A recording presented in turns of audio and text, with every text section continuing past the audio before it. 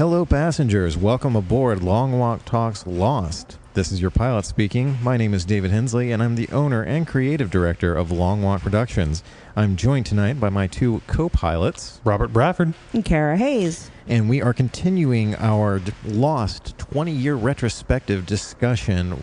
We are now on Season 2, and tonight we will be discussing the next 3 episodes, which are 216, The Whole Truth, 217, Lockdown, and 218, Dave. And like we've been doing for the last couple of rewatches that we've done as a group, we have a themed meal with every watch party.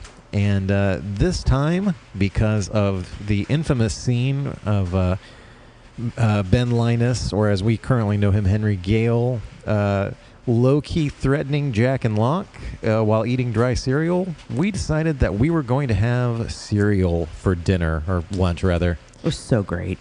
This was one of the easier ones to put together. It really was. We each picked a cereal. I had Peanut Butter Crunch. I had Captain Crunch with berries. I did Frosted Flakes. And I will not agree with you that this was easy, because the amount of time I stood in the aisle going, that one, that one, that one, that one, that one, that one. Yeah. Yeah, I agree, because I don't really eat a whole lot of cereal anymore. So as I was going up and down the cereal aisle, I was like, oh, there we go. I love that one. Oh, but wait, I haven't had this one in a long time. Oh, but this one's the best. Oh, damn, no, I like that one too.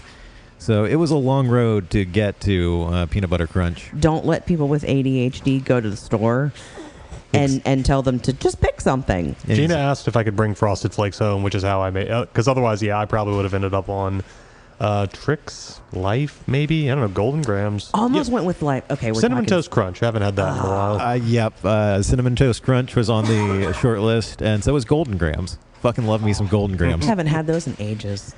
But yeah, so that was our themed meal, and for the next batch, we don't know, because one of the next episodes is just titled Question Mark. So our smart-ass idea was we each provide a mystery meal. I'm providing the mystery appetizer, Robert is providing the mystery entree, and Cara is providing the mystery dessert. So we got that to look forward to. All right, let's dive into the discussion, starting with episode 216, The Whole Truth, which takes place over days 60 and 61. Audiences were disappointed. We do not, in fact, learn the whole truth this episode. And nobody said, and nothing but the truth. Yeah. There's not a whole lot of truth-telling in this episode, truth be told.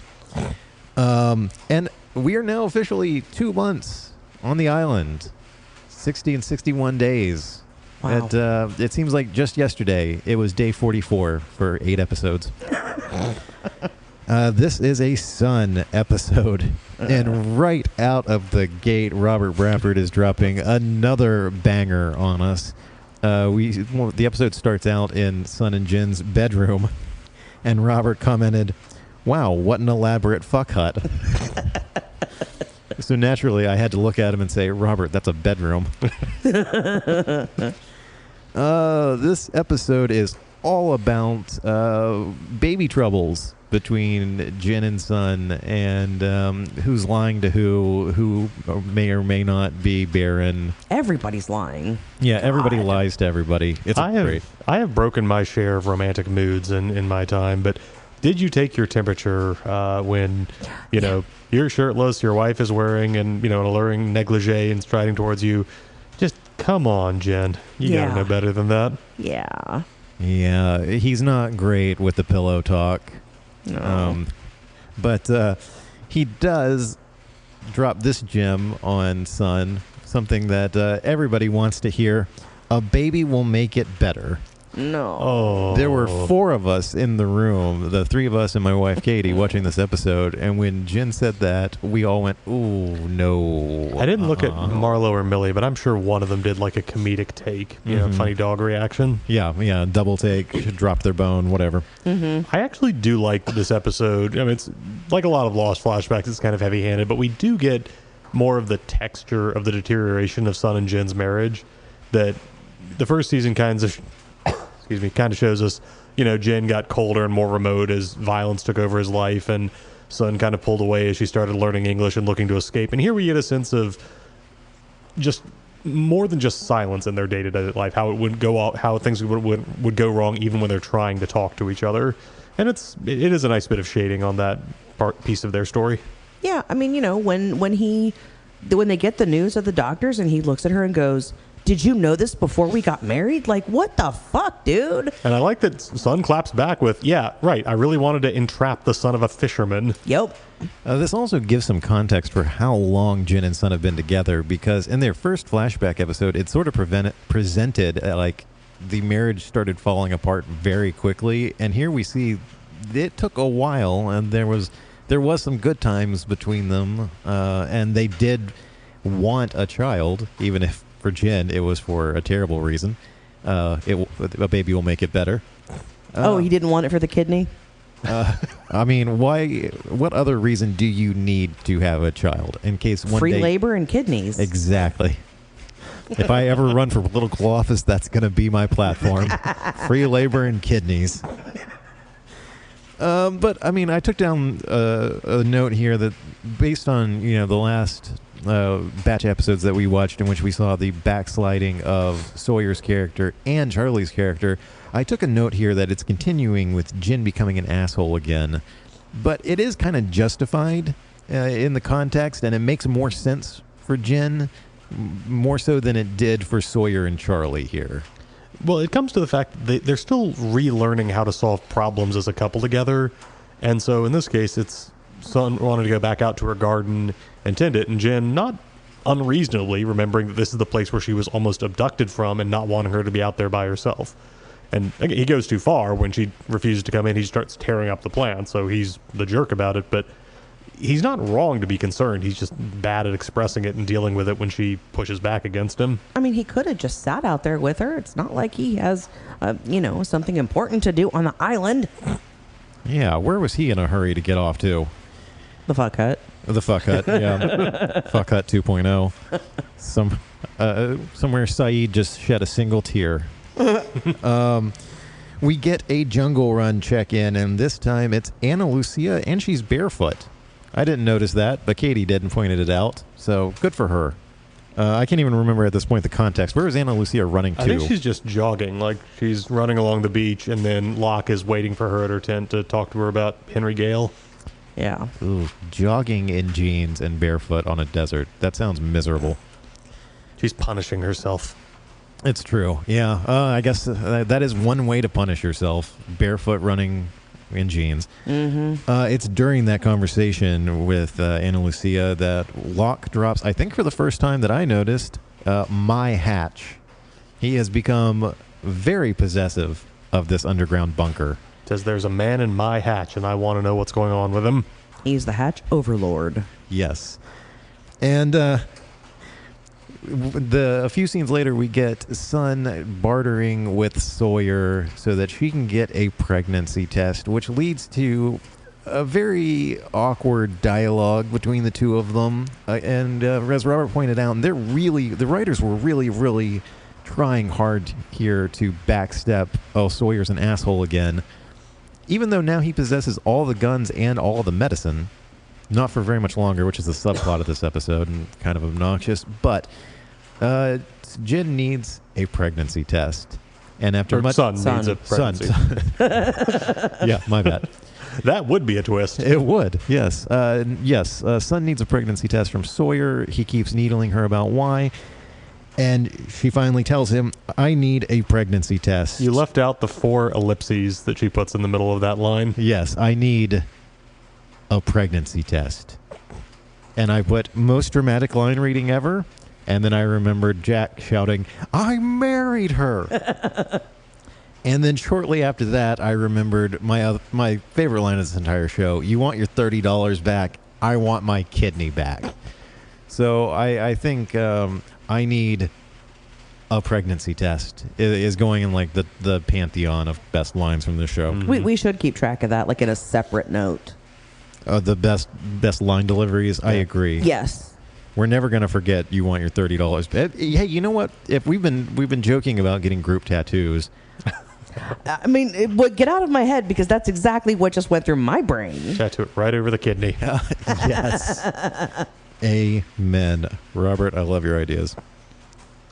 We get another Dead All Along watch check-in with Ben's line to Ana Lucia, "I'm dead already."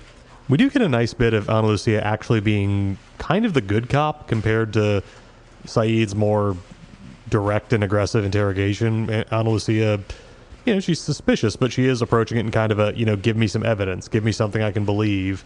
It's nice to see her having learned a lesson from her mistakes when she was leading the tail section. So these couple of episodes in general do kind of soften her up as a character a little bit more. I hate her a little less for now. Yeah, just slightly. I mean, at this point, I think the writers had already committed to killing her off in a few episodes. So there's only so much that they can do. But it also, in the context of the scene, feels like Ana Lucia gets closer to an actual connection with Benry, more so than Saeed or Jack or Locke have done so far. And definitely more so than Echo, who just showed up and scared the shit out of him. I keep saying, something will pop up or we'll notice something lore-related, and I keep bringing up, I don't think at this point the writers had decided on this yet. I think it's just a fun little inside thing for us in hindsight. But now we're really starting to see seeds get planted for future things, and one of those, seeds getting planted was the perfect metaphor there. Sun's pregnancy test is from Widmore Labs, who will become very important in about a season. Yeah, it's season 3, right? I think I'm trying to remember I know we meet Penny at the end of this season.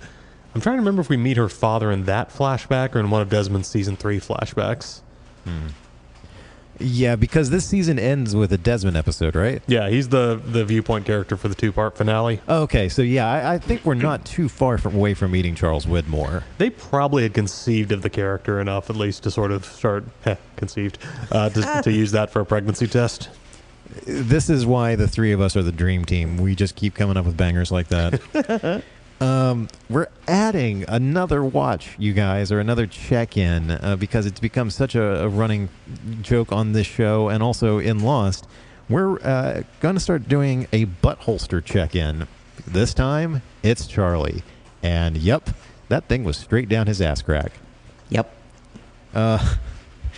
Robert pointed this out at the beginning of the episode, and despite having watched these several times before, I had never picked up on it. Saeed and Ana Lucia, was that supposed to be a thing? Hard to say. It does feel like they're playing their scenes together with a little bit more intensity, and maybe she feels like she has kind of a connection to him because she tells him, I forget if it's this episode or the next one, that nobody's ever really liked her. That's just, she's always been kind of an abrasive person. And it throws her off that Saeed is the one person on the island who has the most reason to hate her but doesn't seem to. And then when we see them waking up after making camp the next morning, Saeed seems to be watching her while she sleeps. So, it seemed like the writers might have been kicking around that idea of having them become a couple down the road. But obviously plans and, like you said, DUIs change things. Yeah, very much so.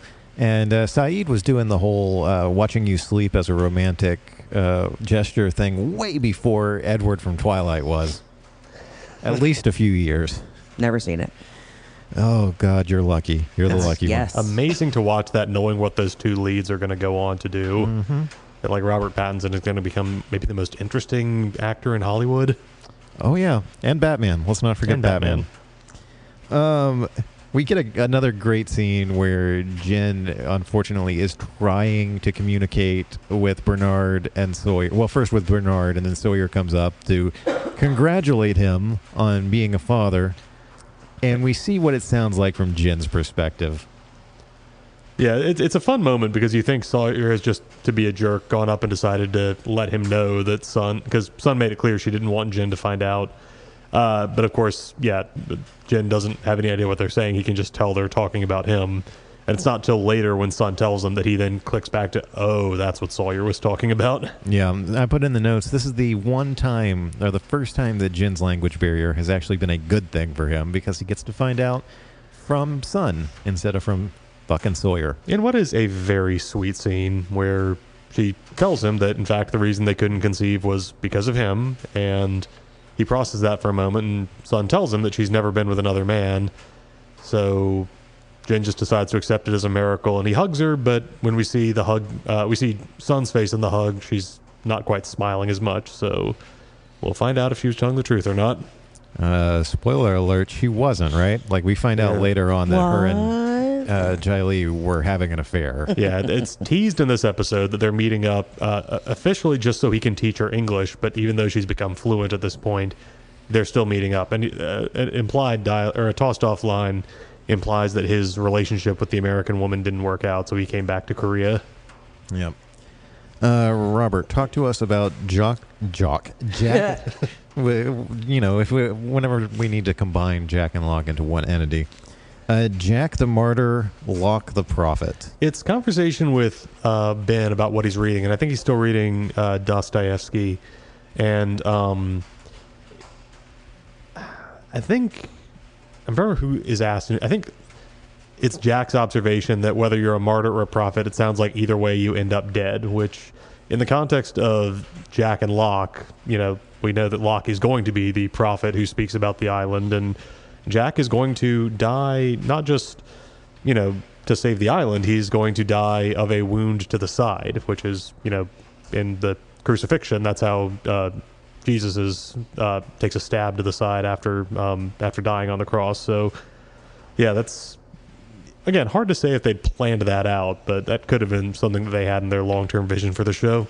I feel like it's got to be. At this point in the show, when they're really setting Jack and Locke up in these positions, I feel like they had to have an inkling of an idea. I think they knew where they wanted the characters to end up. I don't think they knew what the path was going to look like specifically. Like, I don't think they could have said, yeah, we'll get to time travel down the road, or yeah, there's going to be a time dislocated Scotsman who plays a big role in all this. But I think, yeah, their big picture in game for where Jack, Locke, and maybe Hurley end up, that seems like something they knew and were kind of teasing that far out.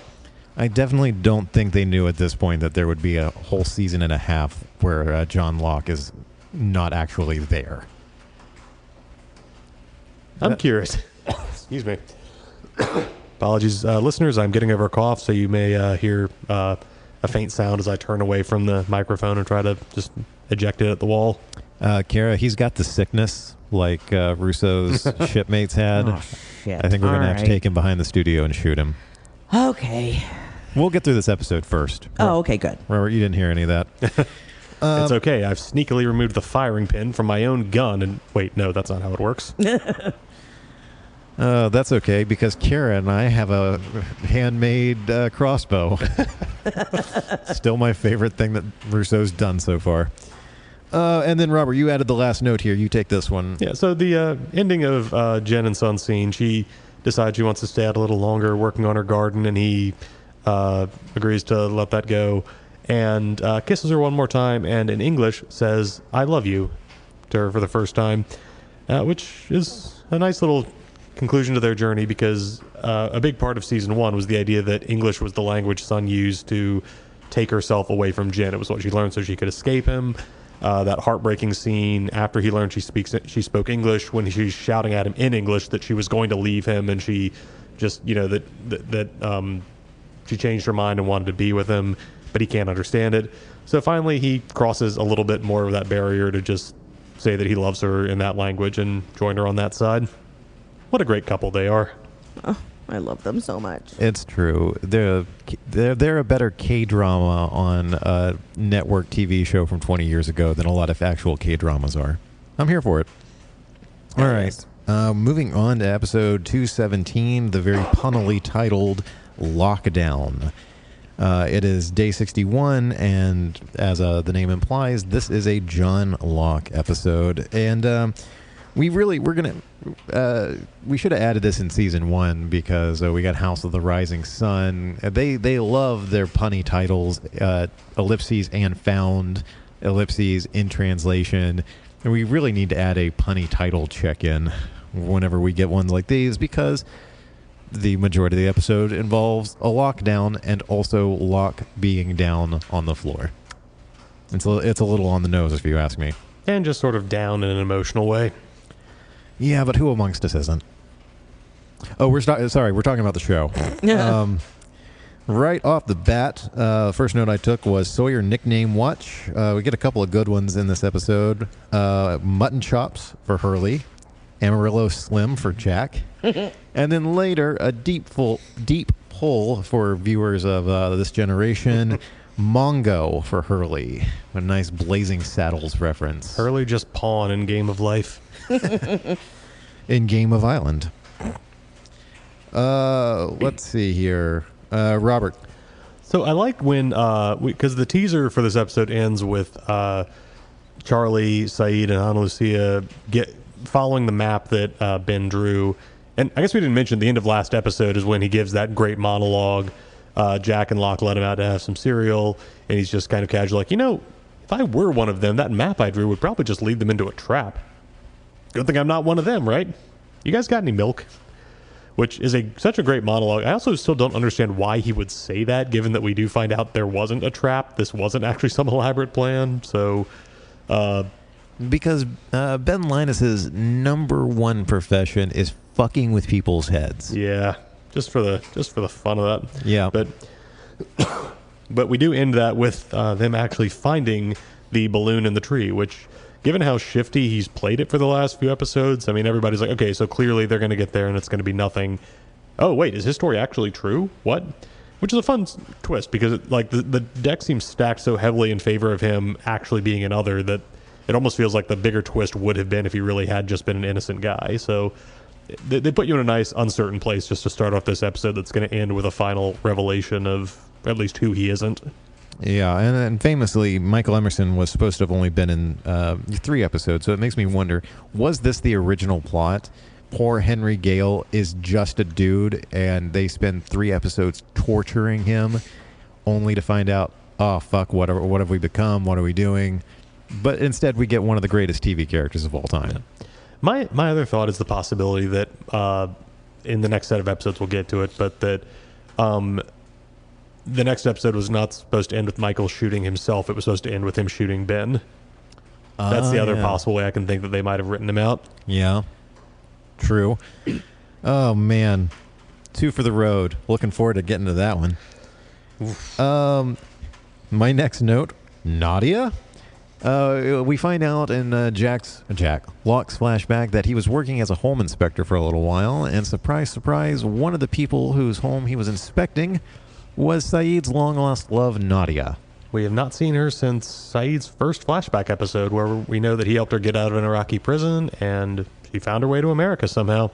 And Robert, I am really glad that you are pointing out all these characters popping up to us, because I would not have fucking known that. The first time we see Nadia in a picture, it wasn't even the actress that they cast. It was just Saeed in a photo with somebody, and then she had only appeared in that one other episode. So thank you for knowing that. Otherwise, it would have just been like, oh, who's this nice-looking lady that the camera is focusing on for a bizarre amount of time while she has a mundane conversation with Locke? Yeah, it would not have occurred to me whatsoever. So the titular lockdown gets triggered. Locke tries to stop it, first by putting a steel pipe underneath the door, which he has to let Henry Benry out of the armory to help him with. And then it all comes crashing down, specifically on his leg. It's such a painful moment. It really is. Even for somebody who watches as much horror as I do, you get a good look at the I don't know what you would even call those at the bottom of the blast door that it uses to like lock into the floor. Like the teeth or the slats? Yeah, there we go. The teeth of the door are not small. They are wide, and one of them digs directly into Locke's leg, and it is incredibly painful to watch. Terry O'Quinn with just tremendous, I am trying really hard not to scream long enough to speak, acting. Yeah. But first, before he gets caught under there, he uses the toolbox to try to leverage the door up, and it doesn't work out great for him. So you mentioned in the premiere of season 2 that you have that scene where he gets the skin burned off his hands because he's just trying to belay Kate down without really doing much. And Jack taking a moment to wrap his hands up before climbing down shows that Jack is somebody who thinks about problems more than Locke does. Similar thing here, because when the door comes down and Locke needs Ben to brace something under it so it doesn't just crush him, Ben grabs some of the dumbbells from the weight set and slides those under. So like metal that's not just going to give, that Ben can immediately look around the room and spot something useful and that solves the problem in a way that Locke missed. And Locke, meanwhile, was just like, this toolbox will do the job. Okay, it didn't immediately collapse, so it's probably safe for me to go under. And at least to be fair, well, no, yeah, I guess, because, never mind, shut up. Well, thank you, Cara. I'll shut up.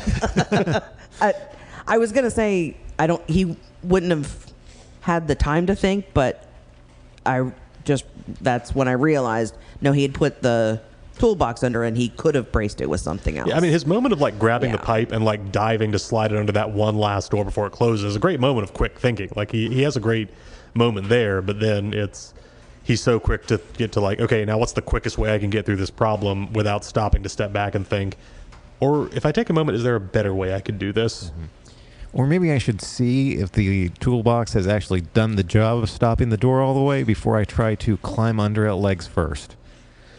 As much fun as it would have been to see him like get a running start and try to like Indiana Jones roll his way underneath of it. I'd be here for that. Yep. Let's see here. Robert, you put in here official confirmation that conning was a career and not just a convenience for Anthony Cooper. Yeah, so we know that he conned Locke into donating him a kidney, even though, as Locke points out, you could have just asked me. But we don't know for a certainty that it was something he did regularly until this episode, where he admits that he had to fake his death because his retirement con was stealing $800,000 from some very shady individuals. So yeah, the fan theory that built up steam for a couple of seasons before finally getting confirmed that Anthony Cooper had been the original Mr. Sawyer, got a lot of steam out of this episode. And I really like the one you put here right after it. If I had a nickel for every time in this show that a character needed to get into a safe deposit box that wasn't officially theirs, well, I'd have 2 nickels, but it's weird that it happened twice. Yep. Anthony Cooper fakes his death and then once again cons his son into helping him, except this time, he doesn't even really con. I mean, he tells him straight up. He's like, here's the money. You can have, 200,000 of it and just meet me at this hotel. Yeah. Probably a little bit of a jerk move because he's setting his son up to get killed by these thugs if they do, if they are watching the bank. But, I mean, I think he's upfront about that part too. So, yeah. He's manipulating Locke, but he's honest about what the stakes are and what he wants. Which, what else can you expect from a father figure? I do love that the thing we keep getting out of John Locke's flashbacks is this guy was kind of the most natural Mark in the world. That it's such a nice counterbalance to his time on the island as sort of the big believer in everything, that we're just reminded that, I mean, as the Man in Black will say in season 6, was John Locke a sucker or a believer? And yeah, just a reminder of like how much misery he brought himself because he wanted to believe in things that just did not deserve it. Yeah, and it turns out you can be both. Yeah. So the subplot of this episode, as I alluded to earlier, is a poker game. First, we see that Sawyer has been playing with Hurley and Kate for mangoes. Really high-stakes stuff here. Jack jumps in so that he can try to win back the medicine. Because now everyone is stuck having to barter with Sawyer anytime they need anything. And turns out Jack's also, in addition to being an expert, world-renowned spinal surgeon, fuck it, he's an expert poker player too. and he got that just from watching the poker tournament that used to be on TV. Mm-hmm. I do give the show some credit because usually in film or TV, when you have like a big dramatic poker game, it ends with like, one character has, a diamond straight and the other character beats him with a royal flush or something. And it's just like these characters magically draw just the best possible hands you could have in poker. And in this case, Jack does actually just successfully bluff him.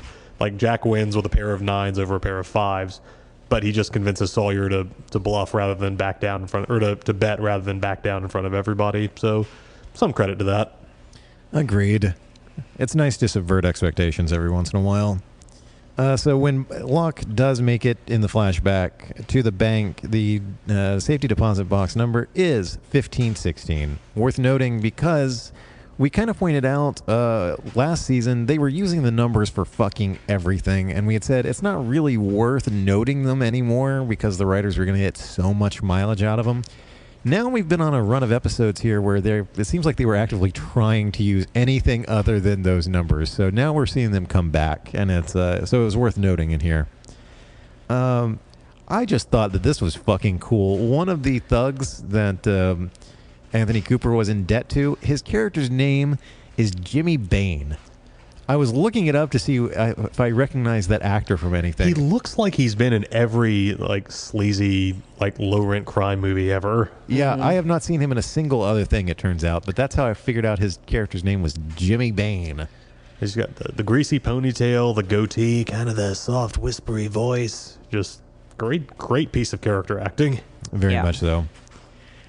We're bouncing back and forth across the episode here, but when Jack is playing with Sawyer, we get the first mention of him being in Thailand, which that explanation is something we can all look forward to. You can see Jack kind of Sawyer asks him about that, and you see Jack sort of look to the side, and he's just like, "Oh, the explanation is even crappier than you could imagine."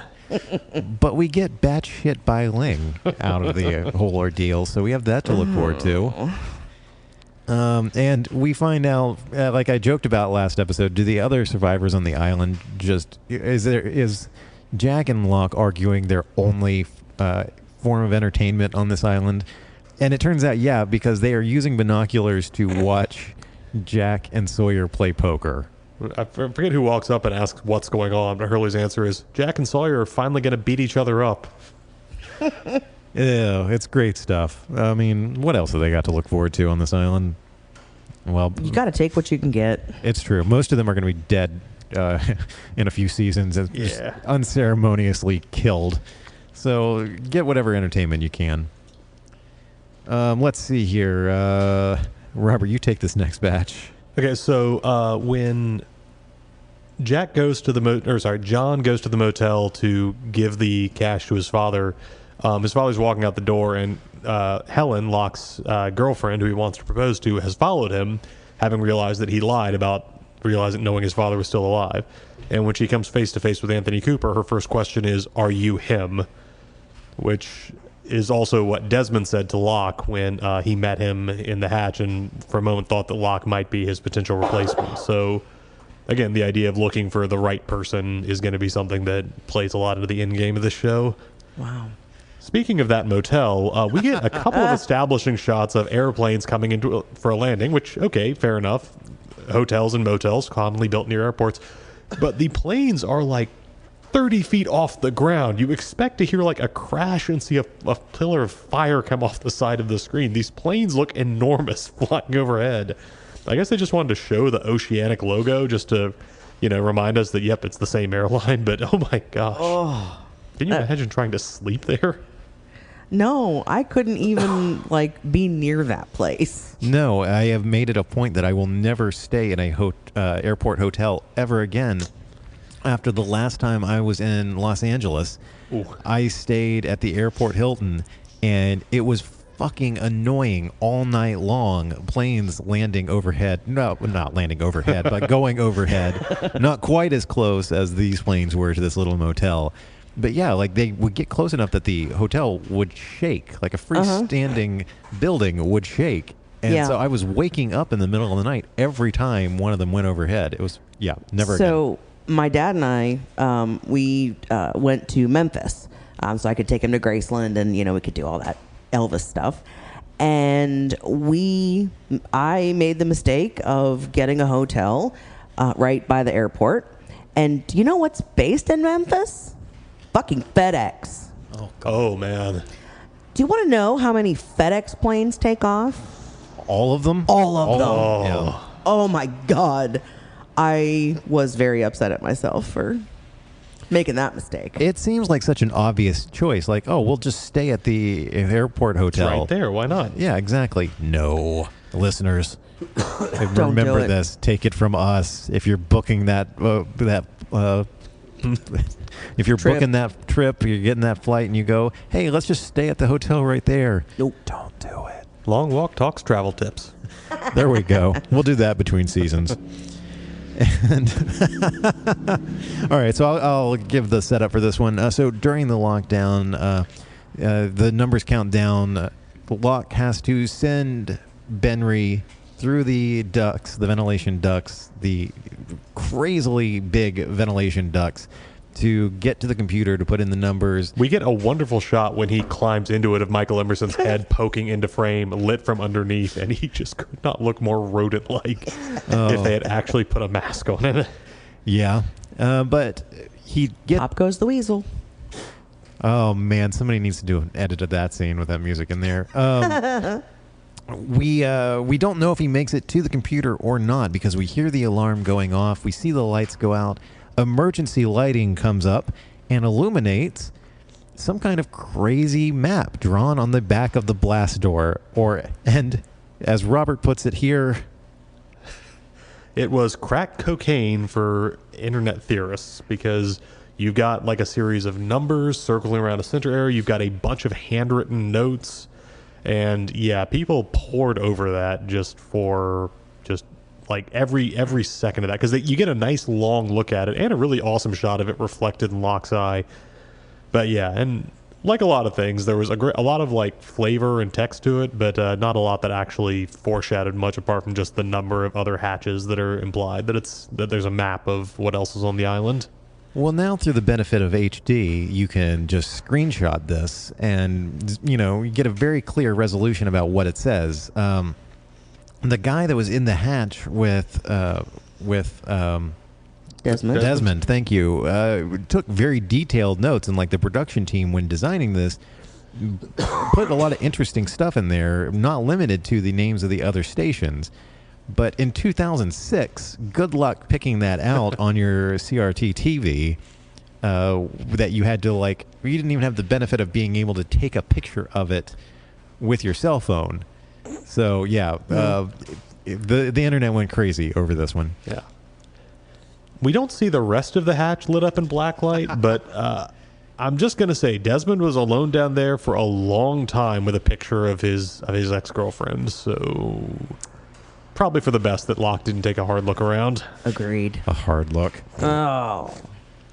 I put this in the notes because we talked about it, and it gets mentioned directly by Charlie in the next episode. But no one noticed the plane flying over the island to drop the food drop. Well, I think today we would say, "Oh, it's drones," but in 2006, no, we wouldn't have said that. No, would we? No. No, and I mean, this needs to be some kind of very special plane capable of navigating the weirdness of the island and drop that off and still be able to get away and not crash itself. So, you would be able to hear that. A helicopter, a plane, whatever it is that's dropping off all of this food. Well, it's a Dharma brand, so they probably have technology that never has been discovered. So here's the thing, though. The Dharma Initiative, we eventually find out, hasn't actually had a presence on the island for decades at this point. They were killed and replaced by the others. So who actually is dropping that? Well, no, the Dharma Initiative is still in existence because who is it that recruits Juliet? Well, it's Richard. Right. And Richard is he's leading the others. Dang it. Okay, this is going to be one of those things that my memory is not clear enough to be sure on this. I thought I remember that Ben's backstory is finding out that when he was a kid, he came there as part of the Dharma Initiative, and then he made a deal with the others, the people who were already there, who wiped out the rest of the Dharma Initiative and took over their spots in those cabins and whatnot.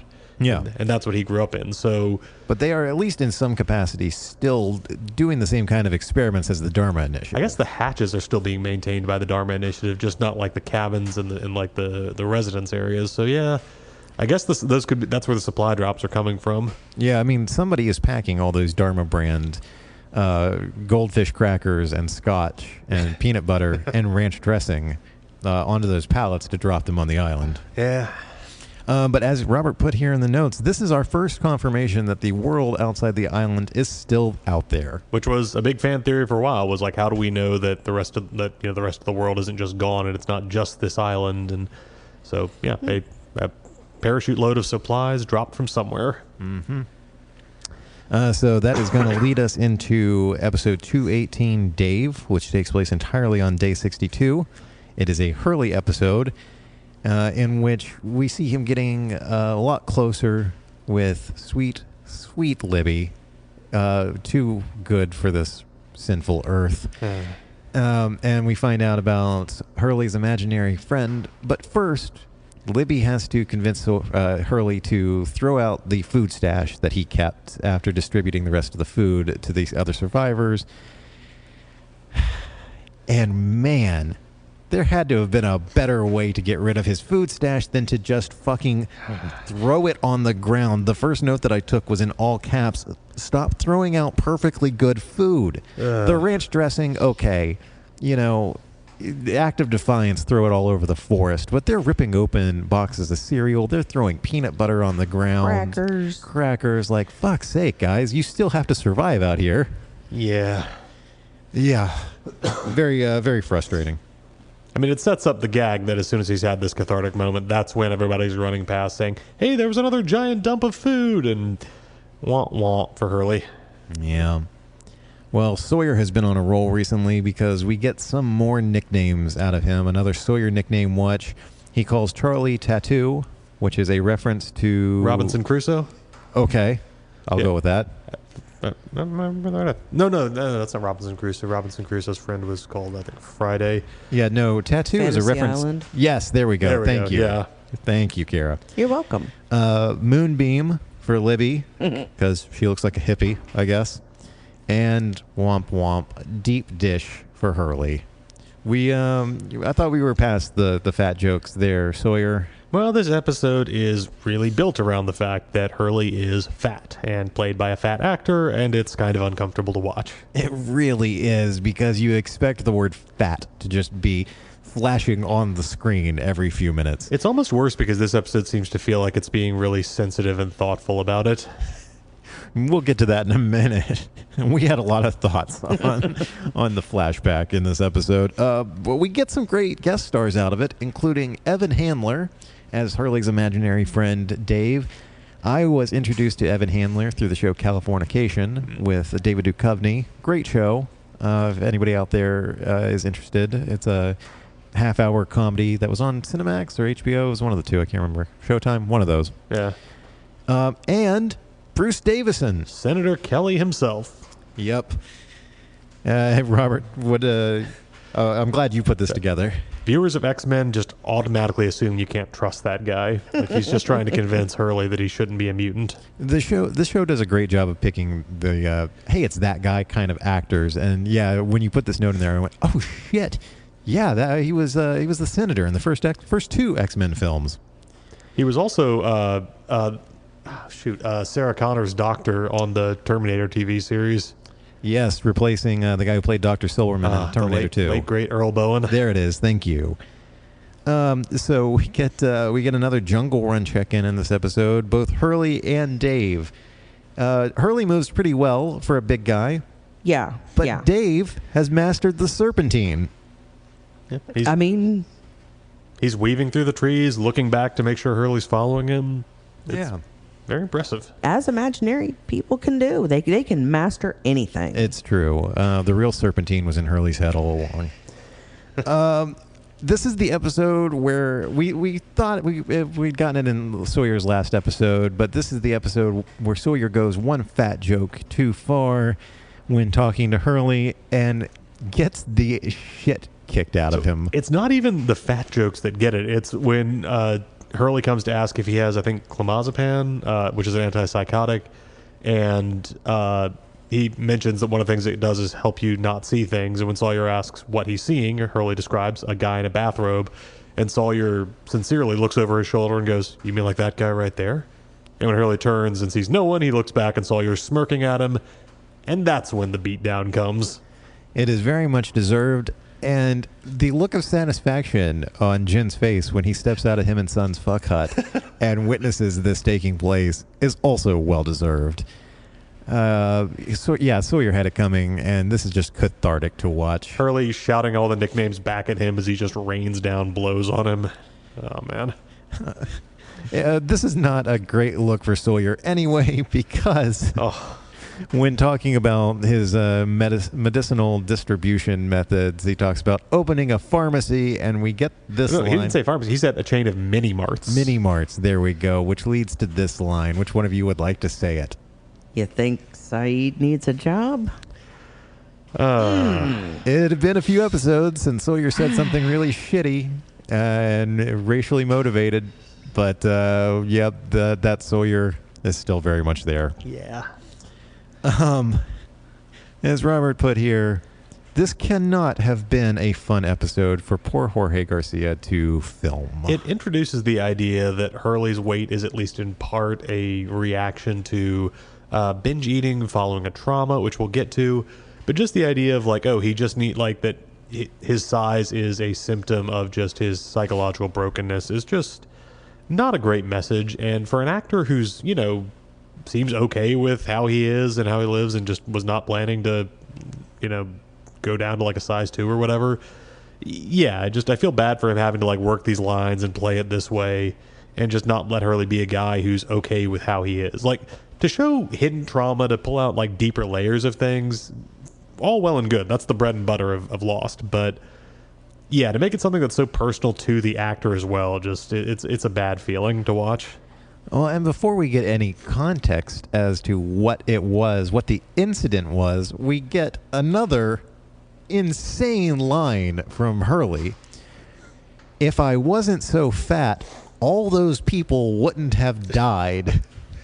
And I heard that line and I was like, wow, that is an insane fucking line with no context. If I wasn't so fat, all of those people wouldn't have died. Yeah. And we find out through Bruce Davison as his therapist that Hurley was at a party. There were more people on the back patio than there were supposed to have been. 23 people on a deck built to hold 8, we are told. Yes. So 15 over.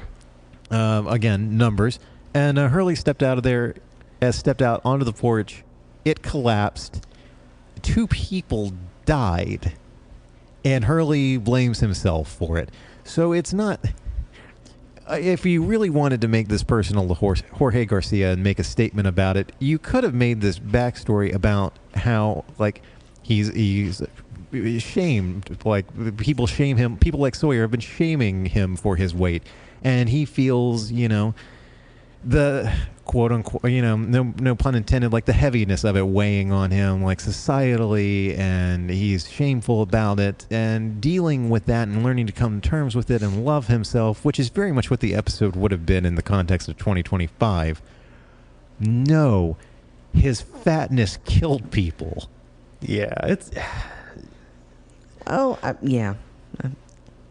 It's just, framing that as the thing he needs to overcome in the same way that Jack needs to overcome his obsession with fixing things and being the hero, or that Sawyer needs to overcome his self-loathing for becoming the man that destroyed his own family, and Saeed needs to overcome the brutality of the life he lived, and Hurley just needs to overcome how much he likes Cheetos. It's just it's so weird to see that parallel. And if I'm remembering right, I feel like they course correct from this pretty well, and I think starting in season 3 they move away from this idea, and it is not explored further, which is a very good call. Yeah, and Robert put in the notes here, like I was just saying, couldn't it have just been about mental health? He's just depressed because some people do struggle with chronic depression. It doesn't even, and I mean, TV always tries to find the trauma that explains everything, because that's how TV writers think mental health works.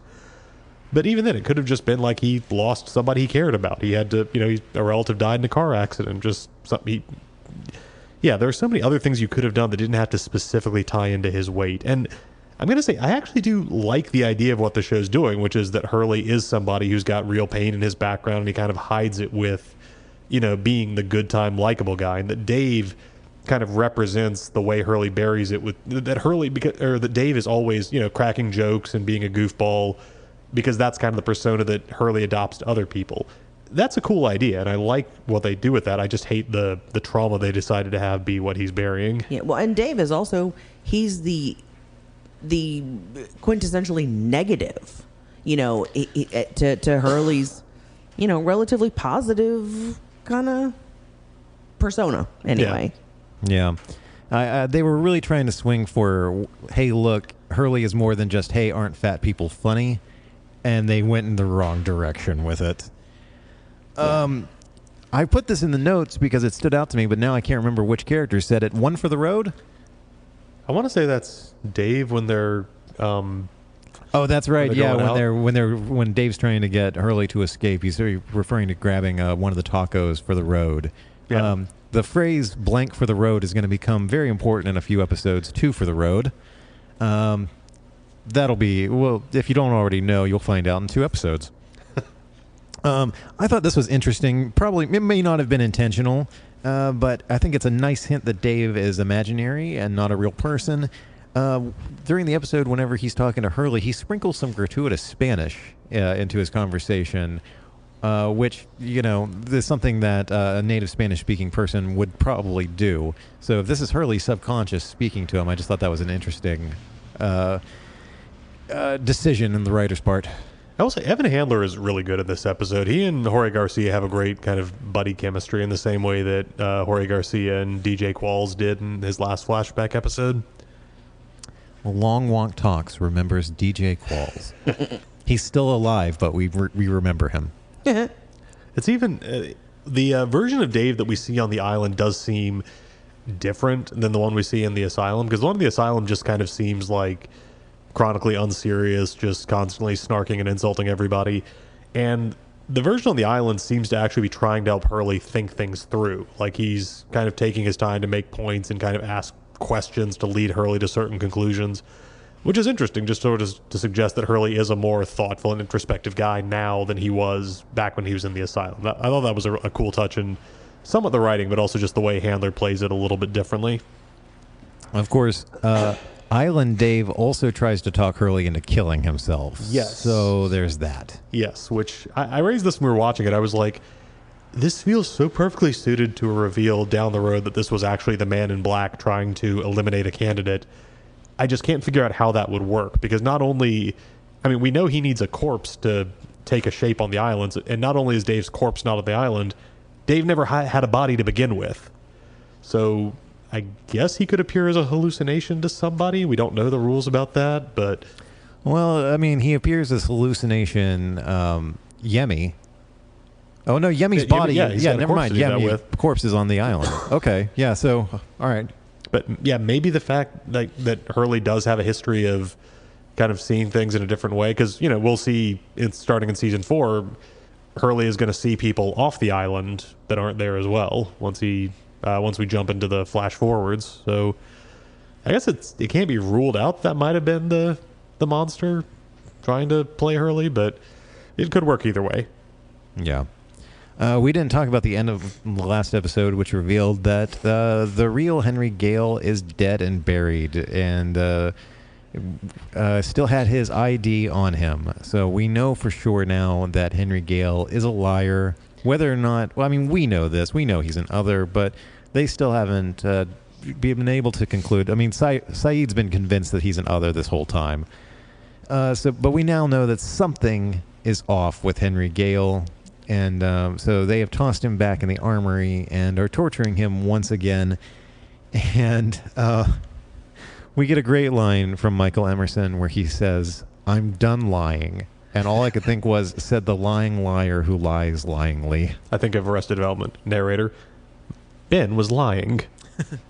Ben was not done lying. Yeah, it's when Locke comes in and... he asks Ben if he went through all this to try to infiltrate the hatch and find out what was down there. And Ben/Henry kind of laughs at him as just like, this whole place is a joke, and tells him that he never entered the numbers to break the lockdown. So suggesting that if they didn't enter the numbers, all that would happen is the thing would just reset after a bit of light flashing. And that, when Locke says, "You're lying," that's when Ben lies about lying. Yeah, and Robert notes here, Son will one day later on in the show observe, Ben is lying because his mouth is moving. Mm-hmm. Robert, take this next one. So, Dave, whatever his true nature is, convinces Hurley that the whole island has just been a delusion that he's having. It explains why the numbers are there. It explains all of these crazy freak coincidences, him winning the lottery, the supposed curse. And he's, in fact, still in the asylum, having gone catatonic. And the only way he can escape is if he jumps off the cliff to wake himself up. Well, don't forget, why else would a beautiful woman like Libby be attracted to him? Yeah. Aw. And he's on the verge of doing it, or at least seems to be thinking about it when Libby shows up. And when Hurley explains where his head's at, Libby asks him about the man who was brought to her by Echo after the plane crash, whose leg she tried to fix, but who later died of an infection. And when Hurley admits that he doesn't know that guy's name, Libby's like, well, that's because it happened to me. And so, don't tell me that that wasn't real. And it's just a very lost thing for her to take this crazy headspace of Hurley being like, this whole thing's a fantasy at all. It's this big interconnected thing.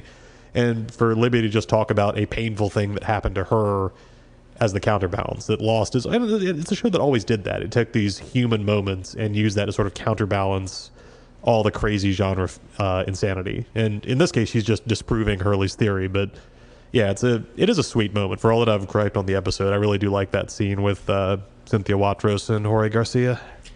But wait, there's still room for a twist here. In our last flashback, we find out that Libby was in the same mental hospital as Hurley. Why is that? I think, and then this is where I can't, it's been so long I can't quite remember, but I think in the Flash Sideways episodes in season 6, when we meet whatever version of Libby, she talks about dealing with serious depression after her husband's death. And I think that's the implication for why she was there. That they did eventually in season 6 come back to sort of tie that bow off. Because, it does not get answered for a long time. Yeah, and much like, to a lesser extent, but like the map from Lockdown, this was something that drove internet fans insane, trying to figure out what the connection was there. And there really isn't a definitive explanation for it. And as Robert noted here, similar to Walt, Libby's only flashback in the entire show is tucked inside another character's episode. Yeah, so just like we see one flashback to Walt living with Brian and his mom in Australia in the middle of Michael's episode, we get this one glimpse of Libby's perspective of the institution. Now, she is going to show up in Desmond's flashback, but that is still very much rooted in his episode as part of his backstory. So, yeah, this is a really good run of episodes, in my opinion. And we're, to quote a famous movie character, we're in the end game now because we've only got 6 episodes left to watch. That's 2 episodes of this podcast to go. How are we feeling? Like we're creeping up on it.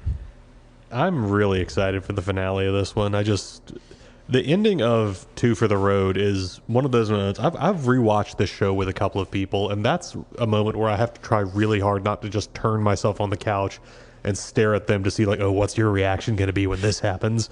Because I know that's a tell, and I don't want to do that, but, oh, man. Yeah.